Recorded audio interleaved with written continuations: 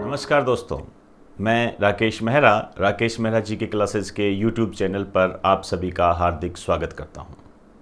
कर्ण GK की इस series में आज हम WHO की वर्ल्ड हेल्थ असेंबली पर चर्चा करने जा रहे हैं। आप जानते हो ये अखबारों में काफ़ी चर्चित है और आपने न्यूज़पेपर में पढ़ा कि भारत के जो केंद्रीय स्वास्थ्य मंत्री है डॉक्टर हर्षवर्धन जी, उन्हें इनके कार्यकारी बोर्ड का अध्यक्ष बनाया गया है।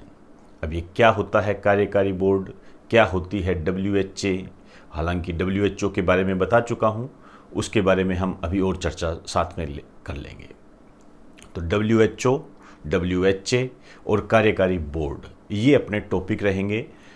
इसके बाद जो भी घटनाएं घटित होती है, न्यूज़पेपर में जो भी बातें आती है, उसको आप कनेक्ट करके पढ़ें, उसको कोरिलेट करके पढ़ें आप। क्लियर? तो हेडिंग डाल दीजिए WHO। हालांकि इसके बारे में काफ़ी डिटेल दे चुका हूं, इसको मैं थोड़ा सा और एक्सप्लेन करना चाहूँगा। वर्ल्ड हेल्थ ऑर्गेनाइजेशन,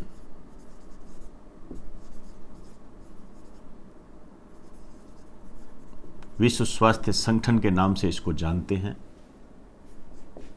ये UNO की स्पेशलाइज्ड संस्था है। स्पेशलाइज्ड का मतलब क्या होता है? किसी विशेष क्षेत्र में काम करने वाली। अब आप जानते हो स्वास्थ्य के क्षेत्र में काम करती है ये। अब देखिए इसका पर्पज क्या है, उद्देश्य क्या है। मैंडेट भी कह सकते हो इसको, मैंडेट दायित्व। विश्व में स्वास्थ्य से संबंधित समस्याओं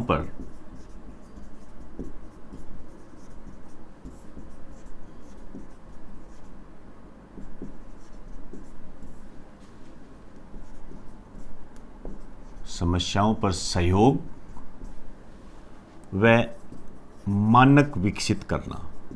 वर्तमान में जो भी ये काम कर रहे हैं, आप जान रहे हो कि ये इसके उद्देश्य को पूरा करता है।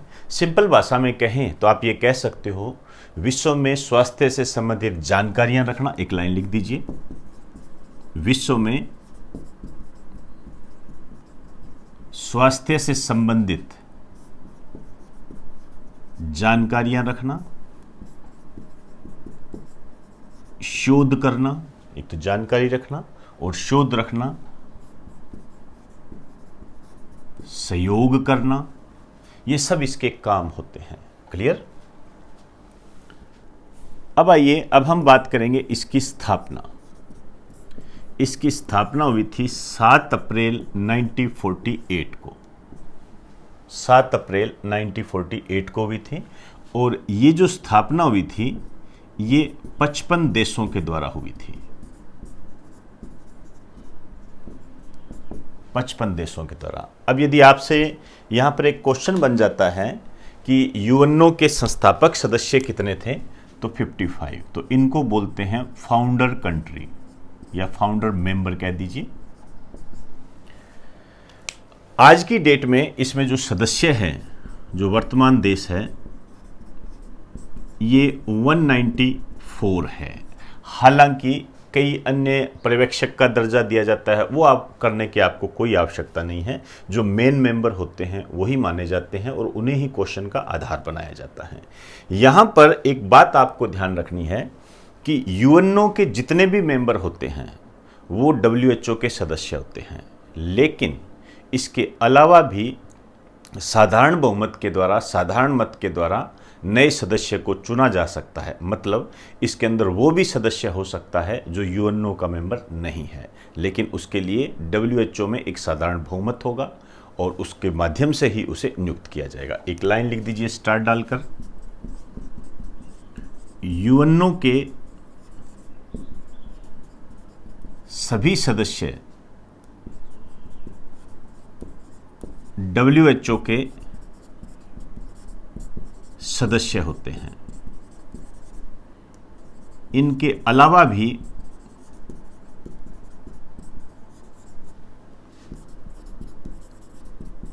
साधारण बहुमत के द्वारा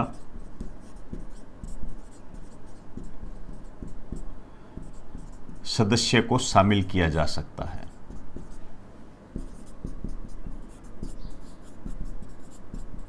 क्लियर? ये ध्यान रखना, हमें इतना एक्सप्लेन ये करना पड़ेगा क्योंकि आप जानते हो कि WHO लगातार चर्चा में है और उसमें किसी भी तरीके से क्वेश्चन बने, चाहे वो डीपली क्वेश्चन बने, चाहे वो ऊपरी सतह का क्वेश्चन बने, हमारे में उसे करने की क्षमता होनी चाहिए।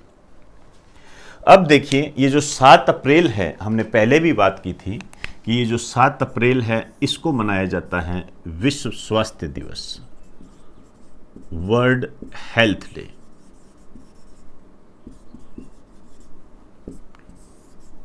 देखिए, ये जो 7 अप्रैल 1948 को तो घोषणा हुई थी, लेकिन ये जो प्रभावी हुआ था, या आप ये भी कह सकते हो ये पहली बार कब मनाया गया था।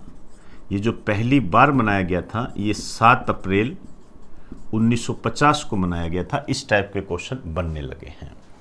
यदि हम आज के डेट की बात करें या हम वर्तमान स्थितियों की बात करें तो 7 अप्रैल 2020 की थीम क्या है, ये ध्यान रखना, ये इंपॉर्टेंट है।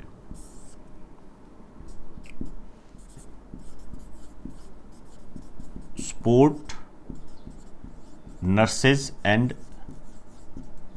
मिडवाइव्स। मिडवाइव्स क्या होते हैं? जो कि बच्चों की देखभाल करने वाले होते हैं, जो छोटे बच्चे होते हैं, या माता के जन्म की प्रक्रिया जो होती है, बच्चे को जनने से संबंधित जो प्रक्रिया होती है उसमें जो सहयोग करती है, उन्हें मिडवाइव्स कहते हैं। जैसे जनरल भाषा में आप बोलते हैं ना दाई, दाई माँ, तो वो दाई होती है। उनको ये आप कह सकते हो कि इस थीम में एक सम्मान के तहत उन्हें शामिल किया गया है। आप देख रहे हो कि कोरोना वायरस के तहत जो नर्सेज है और उनका काफ़ी योगदान रहा है, सहयोग रहा है, जो सैल्यूट के समान है। ध्यान रखना, सैल्यूट करना चाहिए हमें उन लोगों को जो कि इस महामारी में इतना सहयोग कर रहे हैं।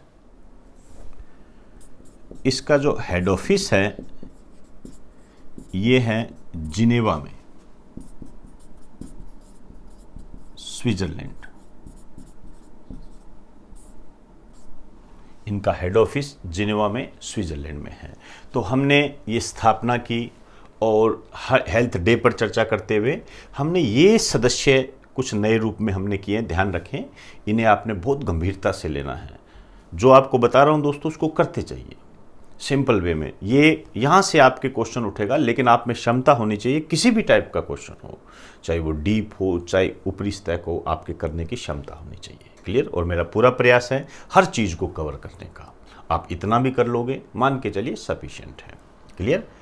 तो एक बात और है जो शायद मैं बाद में भूल जाऊंगा,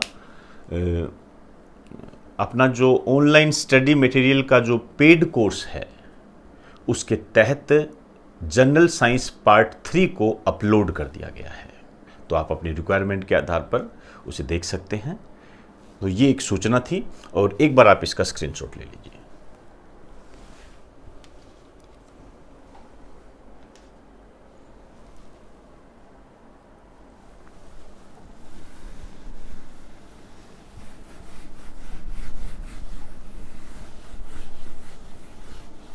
अब देखिए, ये जो WHO होता है, हमने पढ़ा कि इसका हेड ऑफिस जिनेवा में है। इसके अलावा आप ये ध्यान रखना कि इसके 6 ऑटोनोमस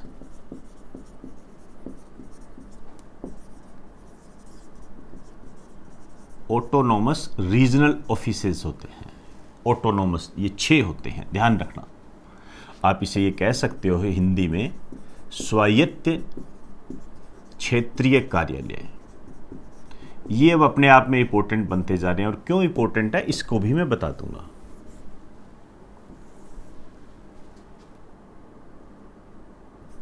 इसमें जो पहला है, जैसे अफ्रीका से रिलेटेड, अफ्रीका महाद्वीप से संबंधित जो है, ये है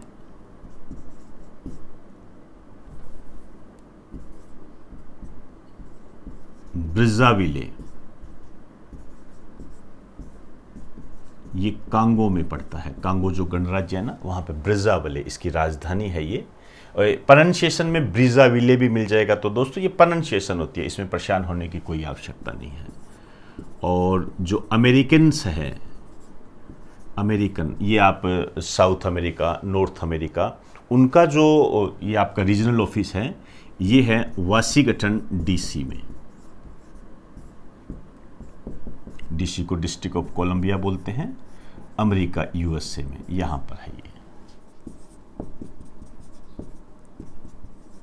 ईस्टर्न मेडिटेरेनियन,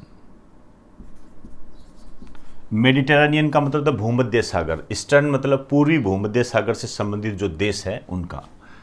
इनका जो क्षेत्रीय कार्यालय है ये है कायरो में, ये इजिप्ट में पड़ता है, इजिप्ट। क्लियर? वेस्टर्न पैसिफिक ये है मनीला में, फिलीपींस। आप जानते हो मनीला के संबंध में भी एक क्वेश्चन बहुत अच्छा बनता है, एडीबी का हेड ऑफिस है, बहुत बार आता है ये। यूरोप का जो है ये है कोपेनहेगन, डेनमार्क। और दक्षिणी पूर्वी एशिया, साउथ ईस्ट एशिया, इसका जो है नई दिल्ली, भारत। अब आप खुद अंदाजा लगा दीजिए कि मैं क्या बोलने जा रहा हूं। क्लियर? दो टाइप के ध्यान रखने हैं। आपसे पूछेगा दक्षिणी पूर्वी एशिया का WHO का रीजनल ऑफिस कहां है, दे देगा नई दिल्ली, नापिता, मनीला, इस तरीके से ऑप्शन बना के आपके सामने दे देगा। और इंडिया जहां आ गया वो इंपॉर्टेंट हो गया। दूसरा क्वेश्चन जो यहां पर बनता है वो ये बनता है कि WHO का रीजनल ऑफिस कहां नहीं है या कहां है, इस तरीके से बनता है। तो 6 रीजनल ऑफिस है, ध्यान रखें इसका। अब देखिए, अब हम बात करेंगे इसके हेड की। हेड, इसको डायरेक्टर जनरल भी बोलते हैं, डायरेक्टर जनरल।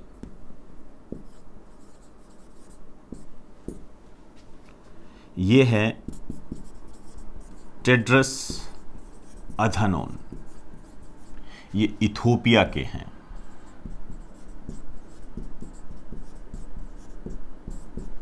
क्लियर?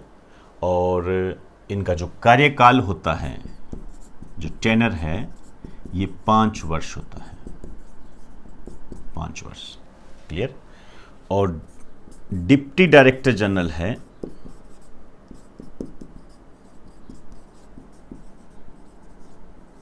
ये 3 है।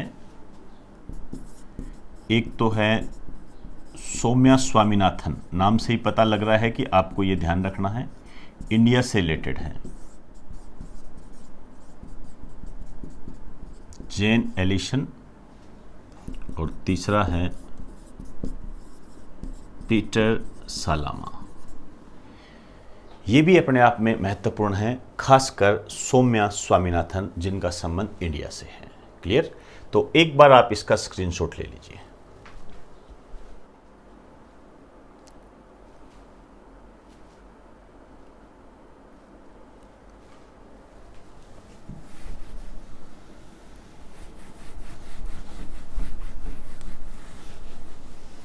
एक बात और है, वो मैं भूल ना जाऊं, आपको बता दूं। स्टार डाल के एक बात लिखिए,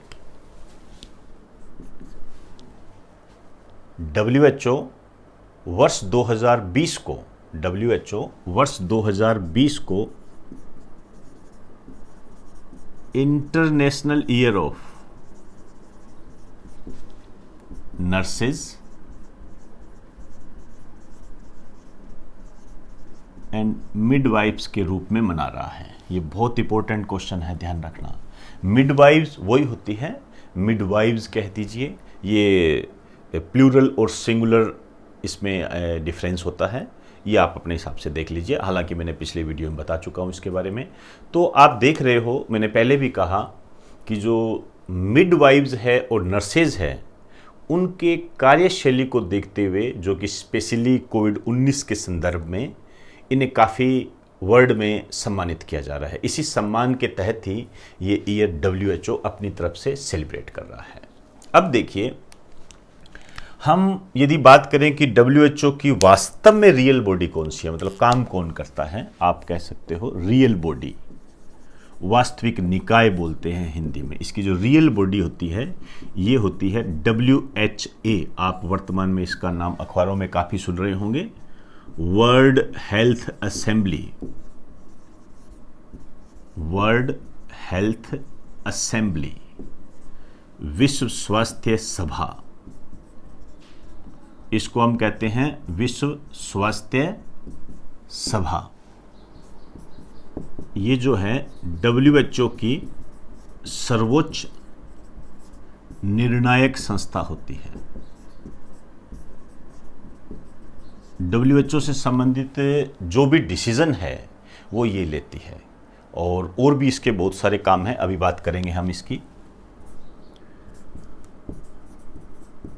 इसके जो सदस्य होते हैं वही सदस्य होते हैं जो WHO के सदस्य हैं। आप 194 कह सकते हो। और एक बात और ध्यान रखें, ये जो सदस्य होता है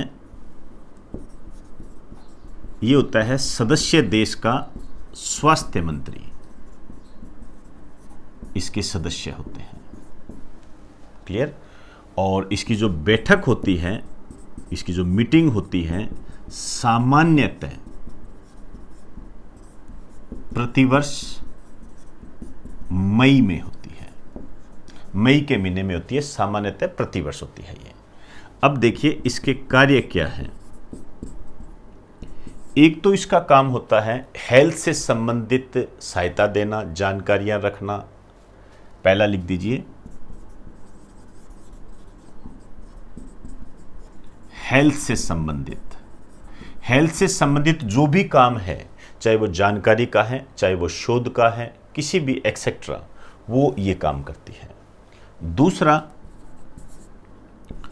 WHO के महानिदेशक की नियुक्ति करती है। ये 5 वर्ष के लिए करती है, पहले भी बात कर चुके हैं। आपने ये भी ध्यान रखना है कि WHO का जो महानिदेशक होता है उसका कार्यकाल कितना होता है, 5 वर्ष होता है, उसकी नियुक्ति करती है। तीसरा, कार्यकारी बोर्ड की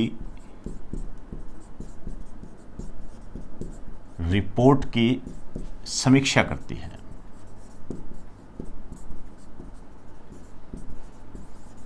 रिपोर्ट की समीक्षा करती है। एक बोर्ड होता है एग्जीक्यूटिव बोर्ड, उसी की बात करेंगे हम अब।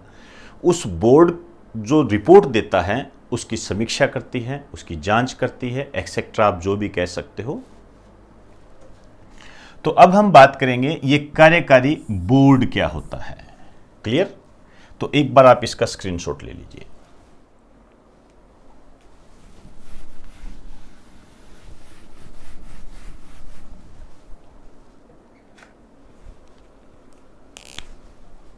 ये जो कार्यकारी बोर्ड है इसके नीचे लिखिए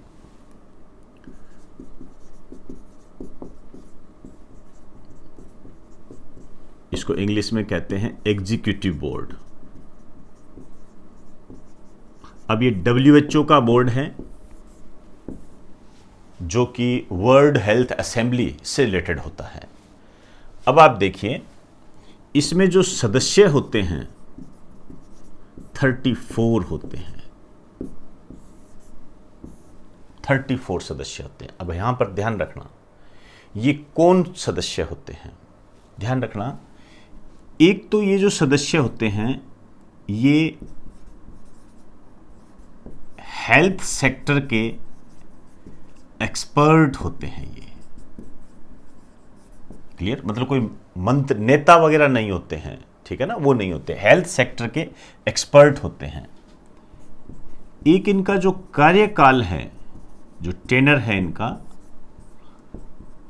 3 वर्ष होता है। क्लियर? और इनकी जो नियुक्ति है, अपॉइंट जो है इनका, ये WHA करता है, वर्ल्ड हेल्थ असेंबली। अब समझ में आई आपको बात कि कार्यकारी बोर्ड क्या है। ध्यान से समझना, कार्यकारी बोर्ड जो होता है ये WHA बनाता है, WHA, वर्ल्ड हेल्थ असेंबली। अब ये WHA क्या है? ये WHO की एक निर्णायक इकाई है, बोर्ड है, रियल बॉडी है, एक WHO के अंदर ही काम करने वाली एक संस्था होती है जो WHO के कार्यों को संभालती है। समझ में आई? तो कंफ्यूज मत हो जाना, कहीं आप अलग तरीके से इसको लेके बैठ दीजिए। ये सारी बातें यहां क्लियर है, देख लीजिए। चाहिए इसमें जो 34 सदस्य होंगे, अब आपसे कह दें कि WHA में कितने सदस्य हैं? 194। WHO में कितने सदस्य हैं? 194। WHO के कार्यकारी बोर्ड में कितने सदस्य होते हैं? 34। ध्यान रखें, यहाँ WHO भी कह सकता है और ये भी कह सकता है कि WHA के कार्यकारी बोर्ड में कितने सदस्य होते हैं? 34 होते हैं। ध्यान रखना। अब आगामी जो आपके एग्जाम होंगे उनमें जो क्वेश्चंस की रूपरेखा होगी वो इसी तरीके से डिजाइन होगी। क्लियर?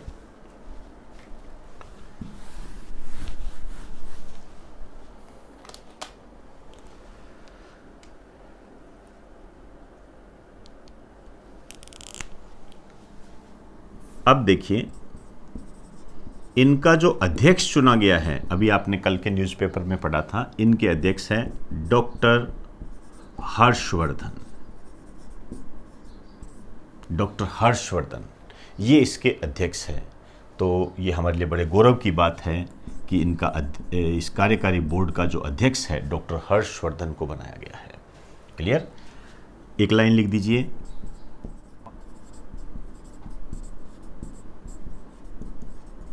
इन्होंने जापान के डॉक्टर हिरोकी नाकातानी का स्थान लिया है।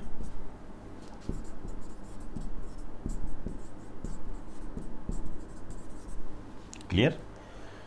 देखिए, भारत की तरफ से अध्यक्ष बना है, भारत लीड कर रहा है।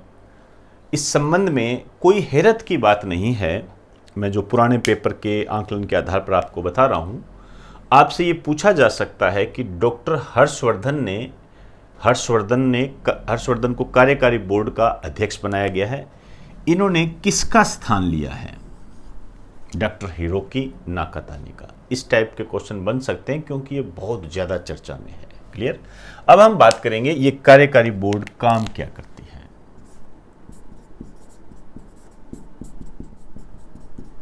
WHA के निर्णयों, डिसीजंस व नीतियों को आगे बढ़ाना।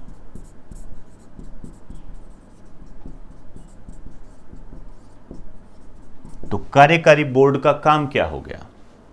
WHA, वर्ल्ड हेल्थ असेंबली के जो डिसीजंस है और जो उनकी पॉलिसी है उनको आगे बढ़ाना। अब बात आती है, क्या डिसीजन लिया है WHO ने और क्या करेगी ये? अब इसको करंट से जोड़कर पढ़ना। आप एक बात पढ़ रहे होंगे अखबार में, जो बच्चे अखबार पढ़ते हैं उनके लिए बोल रहा हूं, जो नहीं पढ़ते हैं उनके लिए नहीं बोल रहा हूं। आप ये अखबार पढ़ रहे होंगे, उसमें एक बात पढ़ी होगी आपने कि WHO की कार्यप्रणाली की, कामकाज की जांच होगी। तो ये डिसीजन किसने लिया है? WHA ने। कोरोना वायरस मनुष्य तक कैसे पहुंचा, इसकी जांच होगी। ये डिसीजन किसने लिया है? WHA ने। ठीक है? अब इसके लिए इसने क्या गठित किया है, जो पहले से गठित होता है, हालांकि उसको एक काम दिया है। किसको काम दिया? कार्यकारी बोर्ड को। ठीक है? अब ये इन दो बातों की जांच करेगा और इन दो बातों की जांच में भारत को लीड दिया गया है डॉक्टर हर्षवर्धन के माध्यम से। मैं उम्मीद करता हूं कि आपको मेरी बात समझ में आ गई होगी, और यदि ये समझ में नहीं आई है तो इसको दोबारा रिपीट करके सुन लेना, आ जाएगी। तो ध्यान रखना, अब जो लेटेस्ट में जो बात चल रही है, अब ये क्या करेगी? विशेष, पहला लिख दीजिए, WHO के कामकाज की जांच करेगी। आप सुन रहे होंगे WHO की कार्यप्रणाली पर भी संदेह किया जा रहा है। बाकायदा अभी कल परसों के न्यूज़पेपर में ही राष्ट्रपति डोनाल्ड ट्रंप ने ये बात कही है कि यदि WHO का रवैया इसी तरीके से रहा तो मैं फंडिंग रोक दूंगा। बहुत बड़ी बात है फंडिंग रोकना। अमेरिका कोई थोड़ी मोटी ये नहीं देता फंडिंग, बहुत ज़्यादा फंडिंग देता है ये। इस कारण से यदि उसने फंडिंग रोक दी तो WHO का कामकाज वैसे ही प्रभावित हो जाएगा। दूसरा, जो अमेरिका है बार बार ये कह रहा है कि जो कोरोना वायरस है ये चाइना ने फैलाया है। अब दोस्तों, हम ये तो कह सकते हैं कि चाइना ने फैलाया है, लेकिन कोई प्रूव नहीं है। तो उस प्रूव की जांच के लिए भी कोरोना वायरस मनुष्य तक कैसे पहुंचा, उसकी जांच भी यही करेगी। तो दूसरा लिख दीजिए, कोरोना वायरस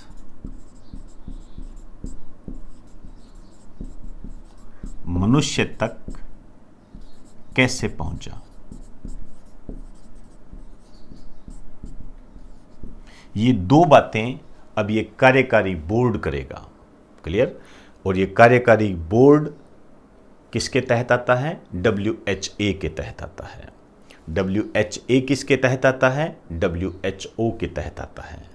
तो क्या मैं आपको ये कह दूं कि WHO का कार्यकारी बोर्ड तो गड़बड़ी होगी क्या? कोई गड़बड़ी, एक ही बात है ये। क्लियर होगी ना बात सारी? तो ये ध्यान रखें, ये अपने आप में बहुत इंपॉर्टेंट है। मैंने इसको करंट से जोड़ने का प्रयास किया है। अब तक हमारे पास इतना ही अपडेट है।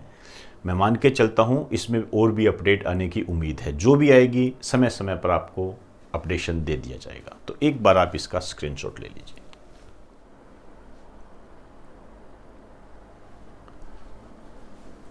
तो दोस्तों, आज हमने WHO की real body world health assembly के कार्यकारी बोर्ड, जिसके अध्यक्ष डॉक्टर हर्षवर्धन बनाए गए हैं, जो कि भारत से रिलेटेड है। ये भारत के लिए बहुत गौरव का विषय है। ये जो कार्यकारी बोर्ड है ये दो जांच करेगा।